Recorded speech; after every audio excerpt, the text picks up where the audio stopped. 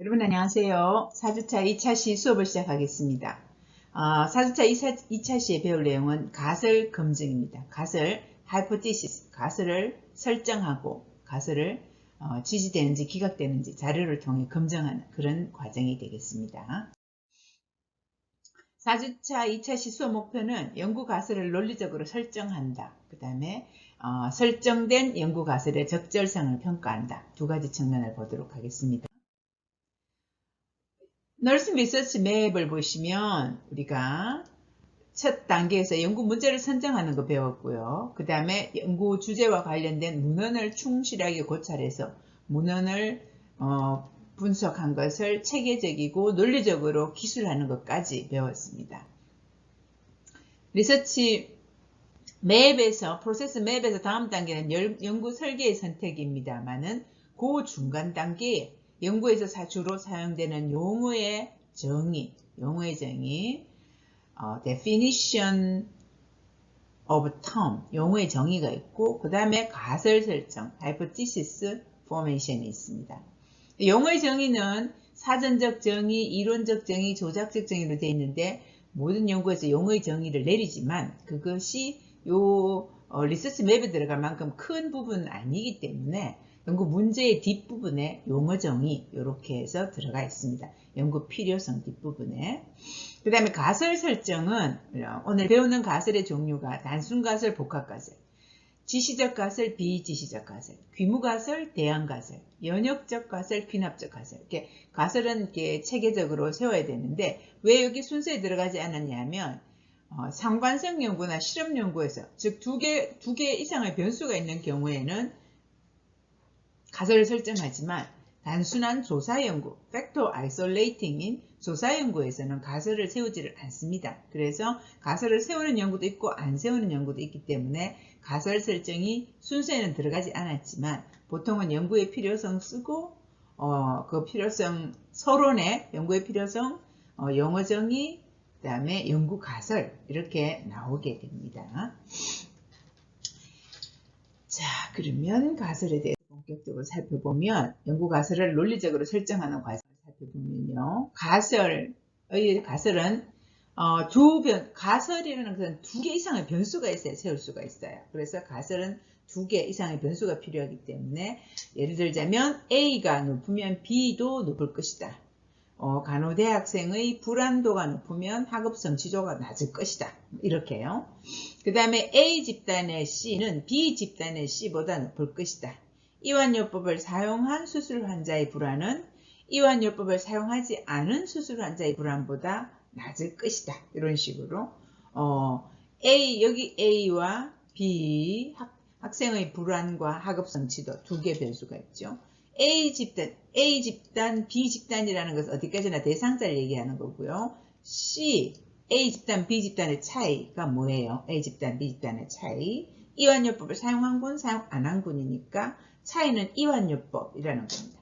이완요법은 수술 환자의 불안의 차이가 있을 것이다. 이렇게 이완요법과 수술 환자의 불안 간의 관계를 보는 가설을 세우는 거죠. 그래서 가설의 정의는 무엇인가를 보시면 두 개 또는 그 이상의 변수들 간에 예상되는 관계를 진술하는 미래형 문장입니다.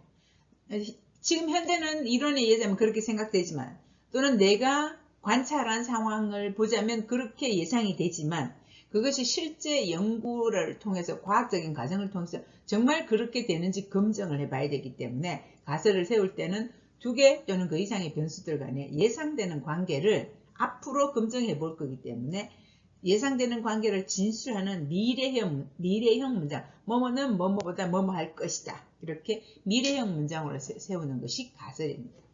가설은 문제 진술보다는 보다 구체적이고 방향성, 높아질 것이다, 낮아질 것이다, 많을 것이다, 적을 것이다. 이렇게 하기 때문에 방향성을 제시합니다. 자, 문제 진술은 이론적 차원의 진술이라서 당뇨병 환자에 있어서 자가간호법 교육과 안정감 간에는 관계가 있는가? 이렇게 좀 애매하게 묻는다면 가설은 경험적 차원, experience, 앞으로 실무에서 실제 인내를 보는 그런 것이기 때문에 구체적으로 방향을 정하고 가설을 세우게 되죠. 그래서 인슐린 자가조사법을 배운 당뇨병 환자는 배우지 않은 당뇨병 환자보다 생활 만족도와 일상생활 정도가 높을 것이다. 이렇게 이제 방향성을 가지고 구체적으로 제시하는 것이 가설입니다. 가설은 그러면 왜 세우느냐? 가설의 목적을 보시면 가설은 이론을 검증하기 위해서 가설을 세웁니다. 먼저 이론적 틀이 있는 연구, 우리가 앞에서 본 베티 뉴만의 이론이라든지 또 무슨 이론이 있을까요? 무슨 생리학의 이론이라든지 이론적 기틀에서 그 이론에서 나온 진술문, 그걸 우리가 연역적으로 추론했다고 그럽니다. 이론에서 문장을 뽑아내기 때문에 그 연역적인 추론으로 가설을 설정해서 이것을 현실 세계에서 임상 현장에서 검증을 하는 그런 매개체 역할을 하는 것이 가설의 목적입니다. 근데 이제 이론이 없는 가설 설정도 가능해요. 내가 여러 상황을 관찰해 보니까 이럴 것 같더라 라는 것도 가설로 세울 수 있어요. 그러나 그 가설은 이제 이론에서 뽑아낸 가설보다는 정당성이 조금 약하다고 볼 수 있죠. 자, 가설의 또 두 번째 목적은 지식을 확대하는 목적이다. 즉, 가설이 지지돼서 내가 선택한 이론이 강화가 되면 그 이론적 지식체가 튼튼해지고 그 이론적 지식체가 구성하고 있는 학문 분야의 지식이 풍성해지는 거니까 지식을 확대하는 목적이 있습니다. 만약에 내가 그 이론이나 내가 관찰한 현상에서 가설을 세웠는데 가설이 기각되었다 라고 그러면은 이론적 기틀이나 선행 연구를 비판적으로 분석해서 연구 방법의 오류 검토를 통해 갖고 또 앞으로의 지식 확대에 기여할 수 있습니다. 그 다음에 가설의 또 세 번째 목적은 이 가설을 잘 세워놓음으로써 연구 방향을 제시하는 거죠. 어떻게 이 연구 진행해 나갈 것인가. 수술 전 환자, 이완요법을 사용한 수술 전 환자의 불안은 이완요법을 사용한 후 수술 환자의 불안보다 낮을 것이다. 이렇게 되면 집단은 하나밖에 없어요. 한 집단의 수술 전 불안과 이완수를 사용하고 난 수술 후 불안 이렇게 측정하는데 이완수를 사용한 실험군의 불안과 이완수를 사용하지 않은 대조군의 불안은 다를 것이다. 내지는 이완수를 사용한 실험군의 불안이 사용하지 않은 대조군의 불안보다 낮을 것이다. 이러면 집단이 두 개가 있다는 걸 알 수 있겠죠. 한 집단에서 어떤 집단의 이완수를 사용하기 전의 불안과 이완수를 사용한 후의 불안이 다를 것이다. 이러면 한 집단만 있으면 되잖아요. 그런 것을 가설을 세움으로써 우리는 알 수 있고 가설에 따라서 자기 연구 설계를 할 수 있기 때문에 가설이 앞으로의 연구 방향을 제시해 준다고 볼 수 있습니다. 자, 그럼 가설 안에는 변수가 들어갑니다. variable, 변하는 수, 변수가 들어갑니다. 변수에는 굉장히 중요한 게 독립변수, 종속변수, 매개변수, 외생변수 이런 변수들이 이제 주요 변수들이겠죠. 그래서 먼저 독립변수, independent variable, 독립변수입니다. 독립변수는 독립변수가 있으면 변화가 어떤 대상자에게 변화가 일어나서 종속변수에 영향을 미치게 됩니다. 원인이 되는 변수죠. 그래서 독립변수는 실험 처치나 처치 변수, 예측 변수라고 얘기하고 종속 변수에 선행되는 변수고요. 조작이 가능한 독립변수와 또 조작이 불가능한 독립변수가 있어요. 원인, cause and effect의 원인 변수가 독립변수라고 볼 수 있습니다. 그러면 조작이 가능한 독립변수는 연구자가 뭔가 이제 조작을 트리트먼트를 가해서 실험을 하는 이런 독립변수예요. 우리가 많이 하는 의료계, 간호계에서 많은 약물 투여, 교육을 줬다, 준집단 안 줍니다, 상담을 줬다, 특수처치 이완요법을 줬다 안 줬다 이런 것들입니다. 이렇게 하고 이렇게 조작이 가능한 독립변수일 경우에는 처치를 가한 실험군이 있고 한 집단만 가지고 그 변화만 얘기하면 설명력이 약하기 때문에 처치를 주지 않는 대조 집단을 두게 됩니다. 그래서 대조군, 통제군, 컨트롤 그룹을 둘 수가 있습니다. 그래서 예를 들자면 칫솔 소독 방법에 대해서 어떤 중재, 어떤 처치가 더 효과가 있을까가 궁금하다. 그러면 이제 그 독립변수를 칫솔 소독 방법이라고 했단 말이에요. 그러면 그 칫솔 소독 방법의 독립변수에 들어가는 독립변수의 소독 방법에 각을 액을 줘서 칫솔을 소독한 경우. 물론 칫솔을 소독 안 하면 뭐를 해도 소독하는 경우는 좋지 않겠어요? 근데 어떤 중재가 더 칫솔 소독 효과가 좋을까 이렇게 본다면 가글에 드라이어, 마이크로웨이브 이런 것들 각각 동일한 시간 동안 칫솔을 넣어봤는데 넣기 전에 세균수하고 넣고 난 후에 세균수를 해봤을 때 어떤 게 효과가 좋으냐 이렇게 본다고 했을 때 세균, 칫솔에 묻어있는 세균은 종속변수예요. 근데 앞에 원인으로 들어가는 것은 가글액이냐 드라이어냐 마이크로웨이브냐 즉 칫솔 소독 방법이라는 독립변수가 되는 거죠. 그리고 코비드19의 치료제로 렘데시비르라는 신약을 개발했어요. 그러면 그 렘데시비르하고 제형을 똑같게 만드는 똑같은 모양의 약제를 플라시보, 가짜약, 위약으로 만들고 렘데시비르를 만들고 그래서 코비드19에 걸린 사람한테 또 비슷한 증상, 위중증도에 있는 사람한테 한 집단은 렘데시비르를 주고 한 집단은 위약을 주고 이렇게 해서 효과를 비교해서 렘데시비르가 진짜 치료 효과가 있는지 확인해 보니까 이 렘데시비르라는 신약을 쓰는 것이 독립변수가 되겠죠. 클로르키닌은 이런 연구를 했을 때 코비드19에 유효한 영향을 미치지 않았어요. 그 다음에 또 국산 항체 치료제로 레킬로나주, 셀트리온에서 개발한 게 이게 지금 렘데시비르, 코비드19의 치료제로 임상 시험을 통과했죠. 그래서 이것도 이제 앞으로 많이 사용하게 될 것이고요. 그 다음에 코비드19의 예방 백신 지금 우리가 시작해서 백신 하고 있는데 파이자 백신이냐, 아스트라제네카 백신이냐, 모더나 백신이냐, 노바 백신이냐 이런 각각의 약들을 신약 제약회사에서 만들었잖아요. 그러면 파이자는 파이자대로 파이자 신약과 그거하고 똑같이 생긴 위약을 가지고 대상자에게 줘서 안 걸린 사람들한테 줘서 그 사람들의 대규모에서 일상생활을 했는데 그 중에 몇 프로가 감염이 됐느냐 이렇게 봤더니 파이자는 자기 약을 쓰는 그룹의 94%가 예방효과가 있더라. 아스트라제네카는 해보니 67%밖에 안 나왔어요. 뭐 노바백신은 96%가 나왔어요. 이렇게 이제 하는 것이 독립변수, cause, 원인이 되는 독립변수라고 부릅니다. 근데 이제 독립변수 중에서는 조작이 어려운 독립변수도 있어요. 조작이 어려운 거. 독립변수가 인간의 특성 중 일부일 때 인종에 따른 통증의 특성을 연구한다. 그러면 이것은 인종을 바꿀 수는 없잖아요. 우리가 연구는 하지만 독립변수가 인종이지만 처치를 주는 건 아니에요. 있는 상태에서 황인종, 그 다음에 흑인종, 백인종의 통증 반응을 비교를 하죠. 그리고 비교 조사 연구를 하지. 그것은 인종을 바꿀 수는 없어요. 그 다음에 인체에 해를 주는 처치일 때 연구윤리에 어긋나기 때문에 할 수가 없죠.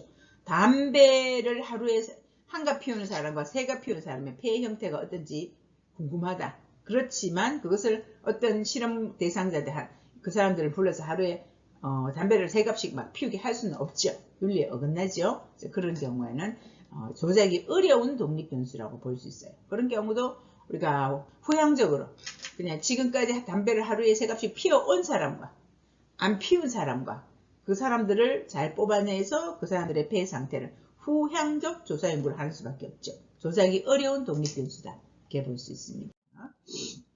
그래서 이런 경우는 사후 비교 연구라고 해서 포스트 컴패리전 테스트를 해야 됩니다. 자, 그 다음에 독립변수에 의해서 변화하는 변수가 종속변수, dependent variable입니다. 종속변수. 독립변수의 변화로 인해서 나타나는 반응이고요. 또 다른 말로는 결과변수, 준거변수이고 실제로 연구에서 관심을 갖는 변수예요.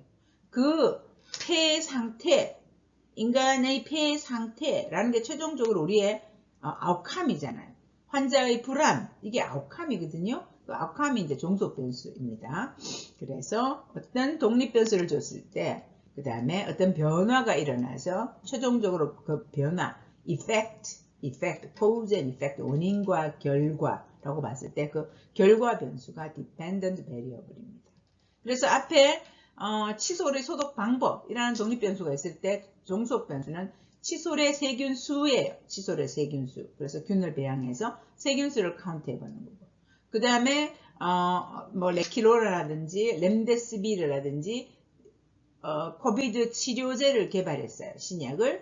그러면 그 효과는 그 결과 변수는 코비드 균이 바이러스가 없어지고 완치되는 거예요. 그래서 목화국효에서 균을 빼서 검사를 해봤더니 폴리머라제 검사를 해봤더니 2회 측정했을 때 RT-PCR에 음성이 나오는 거, 그것이 코비드-19에서 치료가 되는 거기 때문에 이것이 종속 변수가 될 수 있습니다.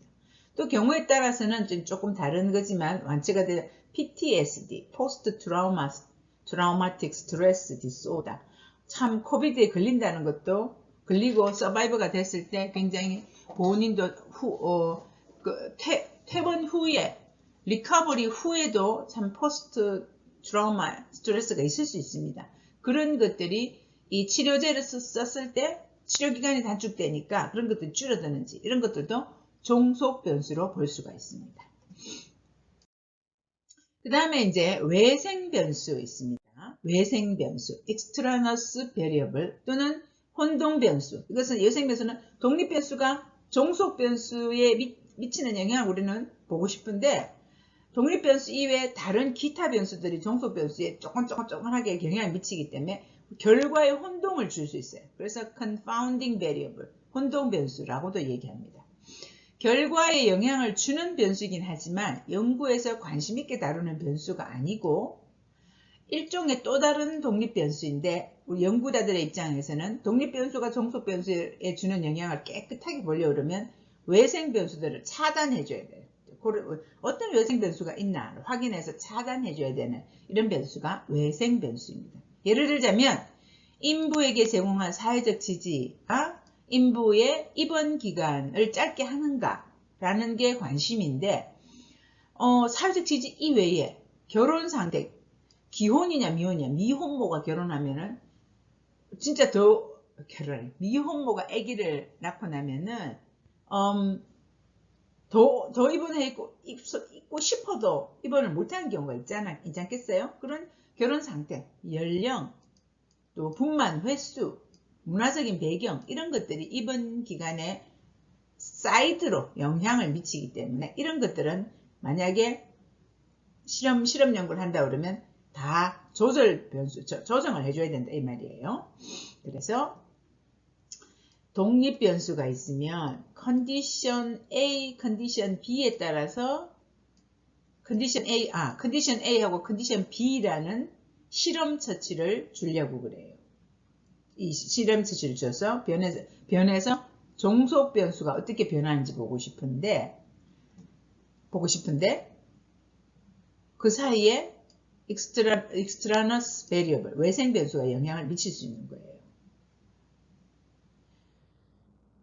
예를 들자면 이제 독립 변수로 칫솔로 본다면은 칫솔을 소독하는 방법이 칫솔에 묻어있는 세균의 수에 영향을 주나 보는데 칫솔의 종류, 소독 방법 이외에 칫솔의 종류, 그게 털 미세 성분의 짐승털이냐, 뭐라고 할까요? 화학제품 털이냐, 이런 것들. 그 다음 칫솔을 얼마나 썼느냐, 칫솔 사용기구, 그거 중요하겠죠. 6개월 동안 쓴 칫솔하고, 어제 새로 꺼낸 칫솔하고의 세균수가 다를 거 아니에요? 그런 것들. 이런 것들이 외생 변수로 영향을 미치기 때문에 그런 걸 조정을 해야 된다라는 거고요. 또 만약에 어떤 아까 코비드에 렘데시비르라는 신약을 개발해서 썼을 때 렘데시비르의 효과 이외에 그 환자가 기저질환을 당뇨나 암이 있다거나 심장질환이 있다거나 혈액추적을 하는 사람 같으면 이게 영향을 미칠 수 있는 거죠. 그래서 코비드 바이러스가 죽는데 영향을 미칠 수 있기 때문에 이런 것들은 연구자가 잘 알고 이런 변수들이 독립 변수와 종속 변수의 관계에 영향을 미치지 않도록 혼동 변수를 통계적으로 조정을 해줘야 됩니다. 자, 그 다음에 이제 또 한 가지 변수가 매개 변수예요. 매개 변수, intervening variable 또는 경우에 따라서는 중재 변수, 매개 변수를 중재 변수화 하기도 하기 때문에 중재 변수, mediating variable이라고 합니다. 매개 변수는 독립 변수의 결과이면서 동시에 종속 변수의 결정 요인이 되는 그런 변수예요. 그래서 예를 들자면 이런 거예요. 독립 변수가 매개 변수를 거쳐서 종속 변수에 영향을 미치는 거예요. 바로 독립 변수가 종속 변수에 영향을 미치는 게 아니고 요 매개변수라는 게 하나가 있어요. 그래서 과거에 1900년도 산업혁명 그 당시에 나온 여성 노동력에 대한 연구들이 있었는데, 그전에는 여성은 결혼을 하면 결혼율이 높아지니까 여성은 결혼하면 그만두고 집으로 가야 된다, 이렇게 사람들이 생각하고 산업장에서 다 여성은 결혼하기 전까지만 일하는 인력으로 생각을 했어요.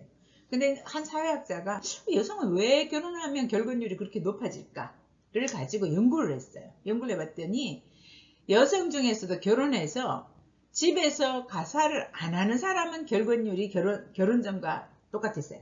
근데 대부분의 여성이 결혼하면 집에서 가사를 남성과 분담, 1920년대니까 가사를 남성과 분담하지 않고 여성이 전적으로 가사를 하고 회사에서 일도 하고 있었으니까 당연히 결혼수가 많아졌겠죠. 그래서 그 사람은 역량이 떨어진 사람이 됐죠. 그래서 그 연구자가 결혼한 여성 중에서 가사의 양을 분리를 해서 가사를 집에서 많이 하는 사람과 적게 하는 사람 분리해서 연구를 해보니 가사의 양이 궁극적으로 결혼에 영향을 미치더라, 이렇게 연구 결과가 나왔어요. 그래서 결혼과 결혼 사이에 가사의 양이라는 매개 변수가 밝혀진 거죠. 되게 중요하다, 그죠? 그 다음에 앞서 우리가 본 것 중에 집단 상담을 하면 자존감이 높아진다 라는 연구를 그렇게 일반적으로 생각하고 있었는데, 집단 상담을 해도 자존감이 안 높아진 사람도 있고 이게 참 이상해, 왜 그럴까를 봤더니 집단 상담을 받은 사람 중에 대인관계 유형이 개방적인 사람은 자존감이 높아졌는데, 집단 상담을 받아도 대인관계 유형이 개방적이지 않은 사람은 자존감이 높아지지 않았어요.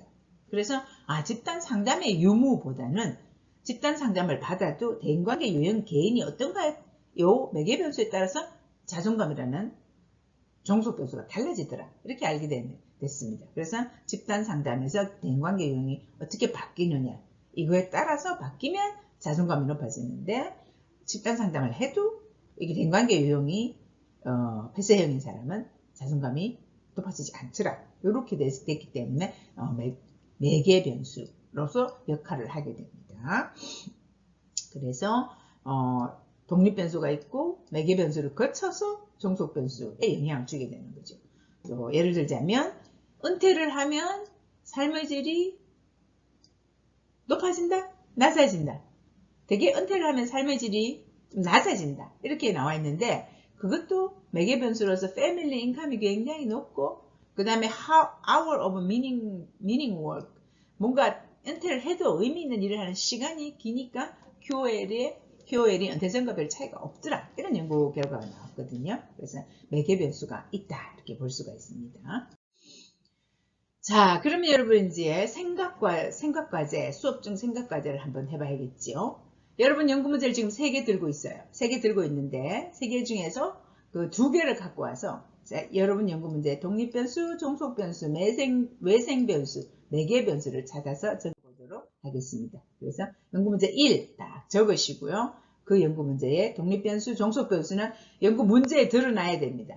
외생변수는 문제에 드러나지도 않아요. 그렇지만 여러분들이 요런 성별, 연령 요런 것들이 내 독립변수가 내 종속변수에 독립변수 이외에 영향을 미칠 수 있겠구나 적어보시고요. 매개변수는 잘 없을 수도 있습니다. 그런데 이제 매개변수 여러분 고민을 해보세요. 내 독립변수가 종속변수까지 가는데 독립변수의 결과이면서 종속변수에 영향을 주는 변수로 매개변수는 어떤 걸 잡을 수 있을 것인가 고민을 한번 해보시는 과제예요. 연구문제 2도 적으시고 이렇게 한번 만들어 보세요. 그 다음에 이제 용어 정의를 해야 됩니다. 용어 정의는 사전적 정의, 이론적 정의, 조작적 정의, operational definition 있습니다. 사전적 정의는 자기가 연구하고자 하는 개념이 희망은 사전에 찾아보니까 어떤 게 나오더라. 이론, 어떤 이론과 이론을 갖고 왔다면 누구누구 이론과는 희망을 뭐뭐라고 말했다. 그리고 이제 내 연구에서 되게 중요한 것은 조작적 정의예요. operational definition. 개념을 관찰할 수 있는 용어로 정의해서 경험적 지표로 갖는 것이 조작적 정의입니다. 관찰하고 측정 가능한 형태로 적어주는 게 조작적 정의예요.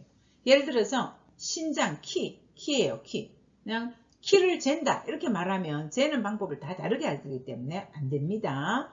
그래서 신장이라는 것은 물체나 신체의 수직 방향, 긴 쪽으로 섰을 때의 길이, 수직 방향의 길이고 연구 대상자의 머리부터 발끝까지 수직 방향 길이를 자를 이용해서 센티미터로 측정한 것 이렇게 적어줘야 되고, 요즘은 또 키를 뭐 이렇게 다 기계로 하잖아요. 그래서 무슨 기계에 대상자가 신발을 벗고 올라섰을 때 그 기계가 키를 재서 이렇게 나타내는 디지털 디스플레이에 나타나는 소수점 두 자리까지의 값, 뭐 이런 식으로 적어줘야 됩니다. 구체적으로.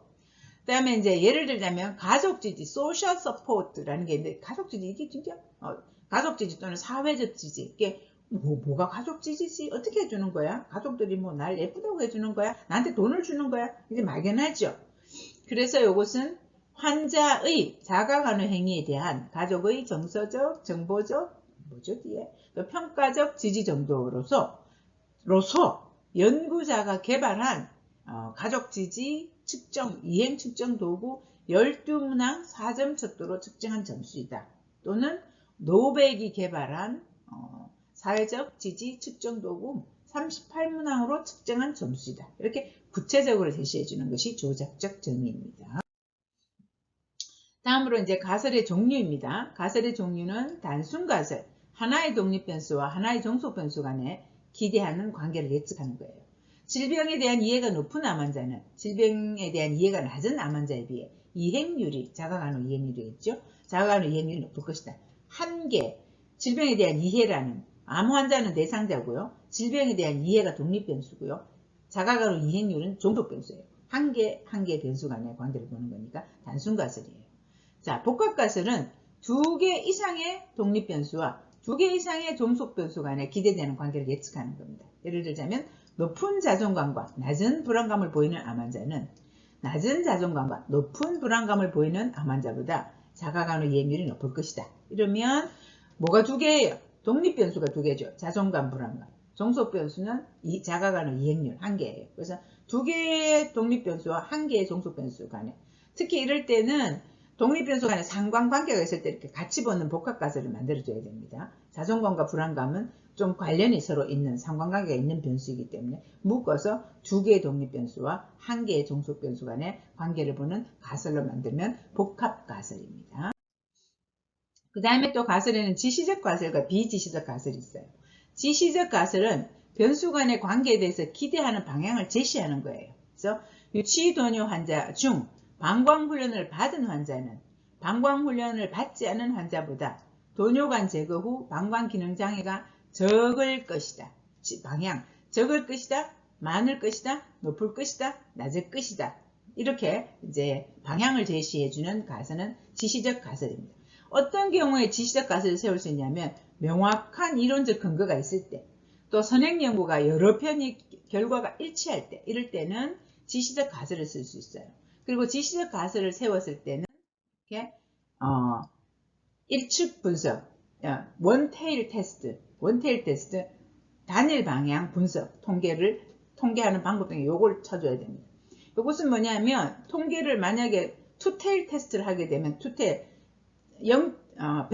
100번 중에 5번은 우연히 일어날 가능성이 있고 95번은 이 연구 결과가 맞다라고 얘기하려고 그러면 5%를 가지고 5% 범위에 안 들어가게 해야 되는데 5%인데 높을 수도 있고 낮을 수도 있으면 투테일이 되잖아요. 그러면 2.5% 요 안에 들어가야 되니까 굉장히 확률이 적어지는데 원테일 테스트를 하게 되면 딱 나누어서 높은 쪽으로 5%나 낮은 쪽으로 5% 이렇게 들어가기 때문에 가설을 검증했을 때 가설이 지지될 확률이 요 투테일보다는 2배죠. 그래서 명확한 이론적 근거가 있을 때 방향을 제시하고 원테일 테스트를 하게 됩니다.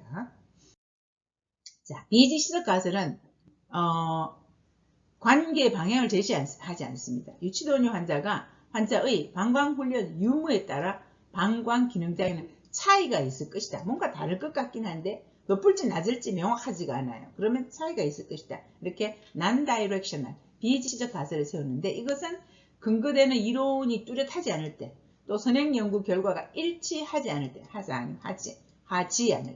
않을 때는 이렇게 투테일 테스트를 하게 됩니다. 투테일 테스트는 통계에서 2.5%, 2.5% 아래로 갈 수 있는 거기 때문에 그 안에 들어갈 확률이 줄어드니까 조금 더 이게 지지가 되기 어렵잖아요. 그래서 우리는 이론적 근거가 확실한 가설을 지시적 가설 형태로 세우면 더 통계적으로 가설이 지지될 확률이 높아지는 거죠. 자, 그 다음에 또 연구의 종류로는 연구가설, 대안가설과 또 기무가설, 통계가설 이런 두 종류로 나눌 수 있는데, 연구가설, 대안가설은 같은 이야기예요. 연구가설, 대안가설은 리서치 하이포티시스 또는 알터너티브 하이포티시스인데요. 이건 변수들 간에 기대되는 관계, 실제로 내가 기대하고 있는 관계를 그대로 적는 거예요. 연구자의 문헌고찰에 근거해서 연구자가 기대하는 방향을 그대로 적는 게 연구가설이에요. 연구자가 발견하기를 기대하는 가설이에요. 그래서 만난 사람의 숫자가 많을수록 코비드19 감염률이 높을 것이다 라는 것은 이제 연구자가 이렇게 예상하고 일반 문헌에서도 많이 나오고 경험적으로도 그렇다 이런 거예요. 그 다음에 양치 방법에 따라 치면 세균맛 정도의 차이가 있을 것이다. 이것도 이제 연구 가설입니다. 요거는 지시적 가설이고 요거는 비지시적 가설이죠. 둘 다 연구 가설의 형태로 세운 거고요. 그 다음에 통계적 가설은, 통계에서는 이게 어떻게 작동을 하냐면 영가설, null hypothesis, statistical hypothesis 또는 귀무가설, 관계가 무라고 먼저 가정하고 가설을 세우는 거예요. 그래서 변수 간의 관계가 없다고 진술하는 겁니다. 만난 사람의 숫자와 코비드19 감염률은 관계가 없을 것이다. 양치 방법에 따라 치면 세균막 정도의 차이가 없을 것이다. 이렇게 가설을 세우는 거예요. 왜 그렇게 할까요? 연구자는 있을 것이라고 예측하고 하는데 통계를 할 때는 없을 것이다 라고 하고 시작한다는 거예요. 왜 그런가 하는 것은 통계적 가설은 법정에서 기소된 용의자에게 우선 결벽성을 가정하는 것하고 비교됩니다. 그래서 무죄 추정의 원칙이라고 해서 이 피의자죠. 기소된 용의자가 죄가 없다고 가정하고 재판에서 죄가 없다는 것을 기각을 해서 죄가 있다는 게 확인이 되도록, 또 죄가 없다는 것을 지지하면 이 사람은 범인이 아니야. 재판에서는 인간을 보호하기 위해서 이렇게 합니다. 그것처럼 연구에 있어서도 연구 변수 간의 관계가 없다라고 통계적 가설을 먼저 세우고요. 통계 처리를 해서 귀무가설, 관계가 없다는 귀무가설을 기각함으로써 변수들 간의 관계가 있다는 것을 확인해서 이렇게 귀무가설, 연구가설이 지지되도록 이렇게 하는 과정을 거칩니다. 그것은 엄격하게 하기 위해서 연구에서 통계가설의 개념을 가지고 통계가설을 기각시킴으로써 연구가설이 지지되도록 한다. 이렇게 그것은 범인에게 용의자를 무죄 추정해서 그 다음에 범인인지 아닌지 밝히는 것 같다. 이렇게 보시면 되겠습니다. 그 다음에 가설의 종류 중에서는 연역적 가설과 귀납적 가설이 있어요. 먼저 귀납적 가설, inductive hypothesis는요. 경험 세계에서, 현실 세계, 우리가 살고 있는 세계, 병원 세계, 환자 세계 이런 데에서 관찰된 현상에서 가설을 설정하는 것입니다. 그래서 기납법에 의한 결론은 선택적이고 주관적이고 아직은 확실하지 않은데 내가 관찰한 것, 이런 관찰을 기초로 한 것이기 때문에 오류의 우려가 높다고 봅니다. 귀납적 가설은 연구자의 입장에서는. 그래서 예를 들자면 이런 거예요. 연구자가 여러 편의 관찰을 해본 결과 붉은색 벽지 카페에서 어린이들 이제 키즈 놀이방이 될 때 나는데 벽지가 붉으니까 애들 굉장히 더 활발하게 놀더라. 뭐 이론은 잘 모르겠는데 그렇게 봤다. 그러면 환자 방에도 붉은색 색지를 바르면 환자의 활동성이 증가할 것이다 라는 가설을 세울 수 있죠. 그래서 가설을 세워서 검증해 볼 수 있는데 이 가설은 나온 게 어디라는 거예요? 연구자의 경험이나 일부 사람들의 경험에서 나왔어요. 그러면 여기서 이제 귀납적 가설이에요. observation에서 패턴, 양상을 발견해서 tentative hypothesis, 가설을 세워갖고 얘를 검증해서 여러 개 연구에서 가설이 다 지지가 되면 앞으로 theory가 되는 이런 과정을 거치는 가설, 요 tentative 가설을 세울 수 있는데 이런 가설은 귀납적 가설이라고 합니다. 그 다음에 연역적 가설, deductive hypothesis는 이미 학자들이 만들어 놓은 이론에서 출발하는 거예요. 이론을 출발점으로 해서 경험 세계에서 가설 설정하고 그래서 이론을 검증합니다. 그럼 이제 우리가 보통 이론 불안이 높은 사람은 학습 효과가 적어진다라는 거 이미 이론으로 나와 있어요. 그래서 그런 이론의 바탕에서 이완요법 시행한 후 심호흡법 교육을 받은 분이 이완요법 없이 심호흡법 교육을 받은 분보다 스스로 심호흡 실천율이 높을 것이다. 그래서 이완요법은 불안을 완화시키는 요법이기 때문에 이 불안을 완화시키는 이완요법을 쓰고 환자에게 교육을 시켜주면 그 중재에 대한 실천율이 높을 것이다. 이론에 근거한 거죠. 그래서 티오리에서 하이포테시스를 만들고 현실 세계에서 관찰을 해서 가설이 지지되었다. 그러면 컨퍼메이션 확인이 되면 이론이 더 강력해지고 지식 세계가 더 풍부해지도록 하는 이것은 이제 연역적 가설입니다.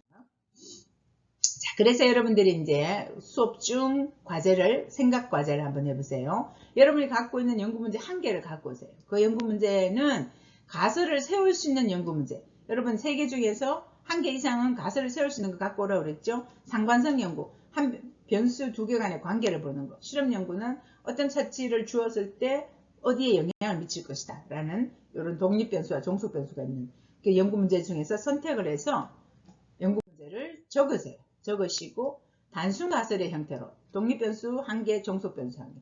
복합 가설의 형태로는 그냥 여러분이 다른 독립 변수 2개, 종속 변수 1개든지 독립 변수 1개, 종속 변수 2개든지 이렇게 복합 가설의 형태로 연습하는 거예요. 세워보시고요. 그 다음에 또 똑같은 연구 문제에서 지시적 가설로 뭐뭐는 뭐뭐 하면 더 뭐뭐가 높아질 것이다. 차이가 높아질 것이다. 이렇게 지시적 가설을 세워보시고 똑같은 가설을 비지시적으로 뭐뭐와 뭐뭐 간에는 차이가 있을 것이다. 이런 식으로 세워보시고요. 그 다음 똑같은 연구 문제에서 귀무가설 요거를 연구가설로 바꾸세요. 귀무가설과 통계가설은 같은 말이잖아요. 그래서 연구가설로 뭐뭐 간에는 뭐뭐는 뭐뭐보다 높을 것이다. 뭐뭐 간에 차이가 있을 것이다. 이렇게 연구가설을 세우시고 그것에 반대되는 걸로 통계가설로 뭐뭐 간에 차이가 없을 것이다. 뭐뭐와 뭐뭐 간에 관계가 없을 것이다. 통계가설은 없다는 거에서 시작한다고 그랬죠. 그렇게 연습을 해보세요. 그렇게 이제 가설을 세우셨으면 자기가 세운 가설이 적정한지 평가를 한번 해봐야 되겠죠. 그래서 가설을 평가할 때는 개념이 명확한지, 개념이 측정 가능하고 명확한지, 용어 정의가 잘 돼 있는지 평가하시고요. 독립변수와 종속변수와 매개변수가 명확한 것인지 평가를 해보셔야 되고 가설이 기대해야 하는 관계를 진술하고 있는지 뭐뭐는 뭐뭐보다 많을 것이다. 뭐뭐보다 적을 것이다. 클 것이다. 다를 것이다. 관계가 있을 것이다. 이런 식으로 기대하는 관계를 미래형으로 확실하게 진술하고 있는지 평가해보세요. 그 다음에 가설의 검증 가능성, 테스타빌리티가 있는가 봅니다. 가설의 검증 가능성은 연구 문제의 리서치빌리티하고 관련이 있습니다.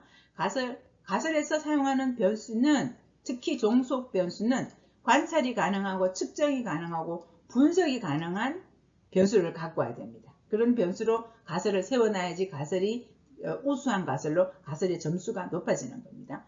observable 하도록 controllable, observable, predictability가 있도록 해야 됩니다. 예를 들자면 가설 검증이 어려운 경우는 예측되는 관계를 진술하지 않은 가설. 교육받은 임산부는 불안이 낮을 것이다. 뭐랑 비교를 해요?